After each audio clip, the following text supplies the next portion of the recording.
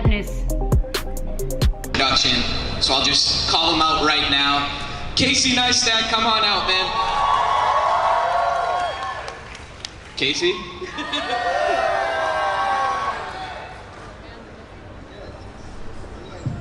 you have a mic? Where do I sit? Wherever you'd like. Okay, is this your lipstick on this glass here? It is. Hey guys! Casey, first off, how you feeling, man? You still have the hospital band on? I'm great. I'm not gonna miss VidCon. Wow. That's real. Yeah. How are you feeling? I'm great. I'm fantastic. I feel I feel strong. Amazing. I haven't actually been out there yet. Is there cool stuff here this year, guys? I see like Nickelodeon and other cool stuff back there. It's worth checking out. I should go. Okay, I'll come say hi. So your fans here know you incredibly well. The best anyone could know you. Really look at them. Incredible fans here. All so excited to see you. I wanted to go on a time journey with you. Let's do it. Let's go back to when you dropped out of high school.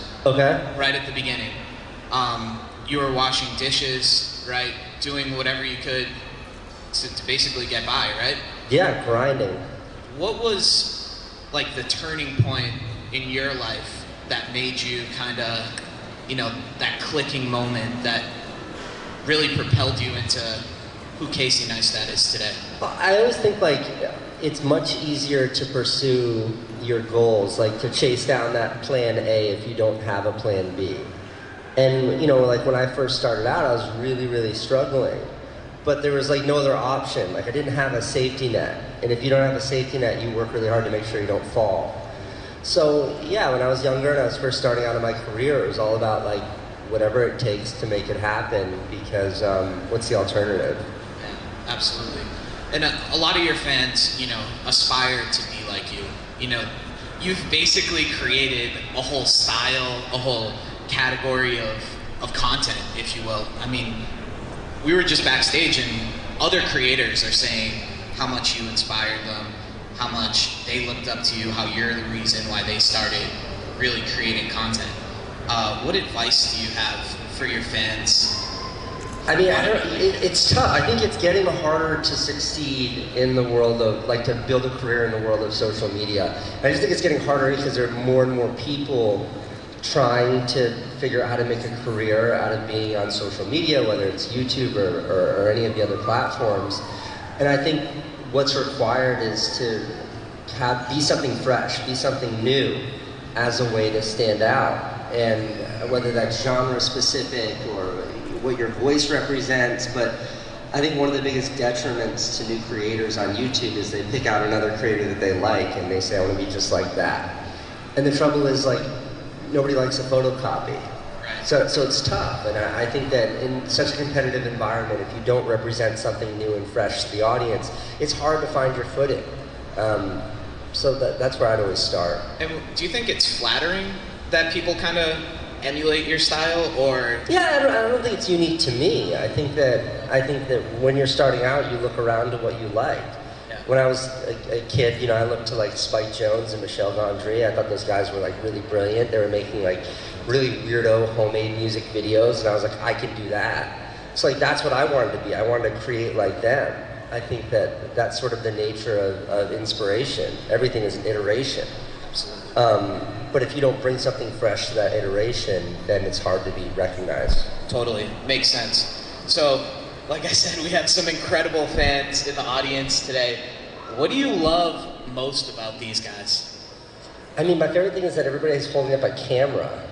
There's so many cameras out there right now, and I love that. Like I think that especially younger people, just doing it is the only way to figure it out. See? Yeah, I appreciate that. But and seeing that, I think is really motivating for me. Seeing people want to create, that are creating, it's the only way that they can then find their voice, that they can find sort of what it is that they uniquely bring to the platform. Yeah, I love seeing that. Do you have any crazy stories about fan interactions? Crazy is a fine line when it comes to fan interactions. No, because I love meeting people and I always say hi to everyone. And I think for the most part, like I have a particularly respectful, polite audience to my stuff. I think that a lot of my audience are people who are aspirational creators themselves. Totally. So a lot of the interactions is mostly, they're not so dissimilar from this interview. Absolutely. How do I succeed on YouTube? Well, I am a fan, so... I appreciate that. I appreciate that. Absolutely. What's one thing that your fans don't know about you? Oh, God. Well, something that I just learned about myself 2 days ago is that my appendix is all messed up, so I doubt that they know that. Yeah, that's it. Everything else is already out there. Yikes. Yeah.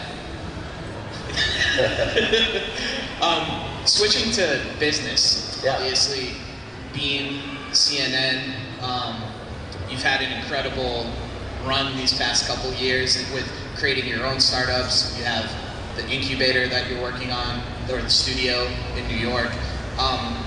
What's been kind of the motivation to create these projects, and where do you see yourself venturing next in that space on the business side? Well, I mean, for me, it's always like, I like to chase down whatever it is that excites me, whatever my passions may be.